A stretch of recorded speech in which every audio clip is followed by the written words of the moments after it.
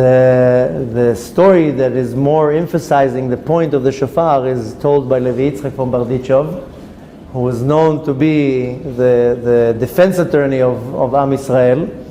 And he says a story that once there was a king who was a very, very special king, really cared about the people, and he wasn't just sitting in his chamber and throwing orders and giving taxes. He really cared to have a good country, that everybody's comfortable, that everybody's safe, and to hear for people's requests. He was very involved.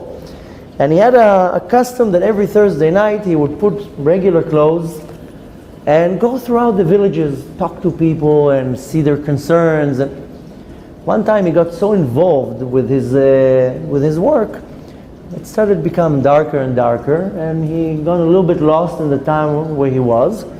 He went the wrong way and he ended up in a forest. And he lost his direction. Instead of going out of the forest, he went deeper and deeper into the forest till he figured out, oh my God, I'm lost in the forest. Now the forest is full of robbers and thieves, and all I need now is for them to hijack me, and then they'll, first of all, can kill me or just ask an exorbitant amount for ransom. They know who I am. He got very scared. He was running through the forest till he saw like a little light shining between the trees. He runs towards the light. He sees a little cabin, knocks on the door. The guys open up. He tells him, listen, I'm lost in the woods. I'm very scared. I don't have where to go. I don't know my way out. The person says, come in, no problem. Gave him something to eat, lets him sleep. In the morning when he wakes up, he already sees this light. He knows his direction. The guy tells him, this is how you get out of the forest.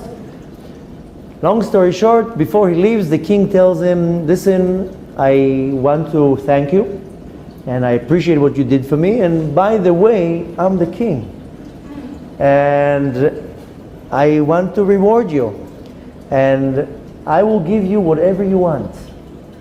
And the man says, listen, I didn't save you for a reward. I'm happy that I was able to serve the king, but the king says, if you ever need anything, you come to me. 5 years passed from this time, and this little man, the simple man, got caught by the government for not paying taxes. They bring him to the palace, put him in front of the king. The king is the judge, and the prosecutor says he didn't pay the taxes. 5 years passed. The king didn't even recognize him, forgot about the whole night, and he judges him for death. Stealing from the king, then you're gonna be hung. In 30 days, you're gonna be killed. They put him in jail for 30 days. The day before he's executed, they grant him his last wish. This is the rule in the land. You have one last wish. The man says, I have a one last wish, and I want the king to wear the clothes that he wore that night, that he came to my house. They call the king has to do it, one last request. Of course the king remembered now the night. When he put the clothes on him, he suddenly remembered, wait a minute, that's the man who saved me. He saved my life. And I will be forever thankful for him. Of course, he right away canceled the decree. You're free to go. It's totally fine. We're not going to hang you. You can go back to your life. I'm sorry. And he totally let him go. So the story comes to tell us that throughout the year we do, so many different things that are not exactly the will of the Kadosh Baruch Hu.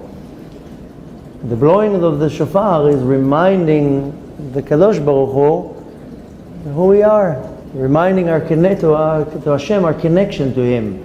That yes, we might have done some bad things, here stole some taxes from you, but we remind the Kadosh Baruch Hu really where we came from, and we remind Him all the good that we do, and the merit of our ancestors, like I just mentioned, of Avraham Avinu, that we are descendants of Avraham Avinu.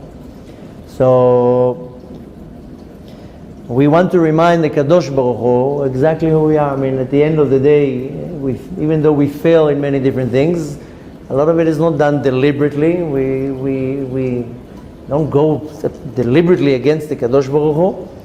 So this is one of the ways of sweetening the judgments.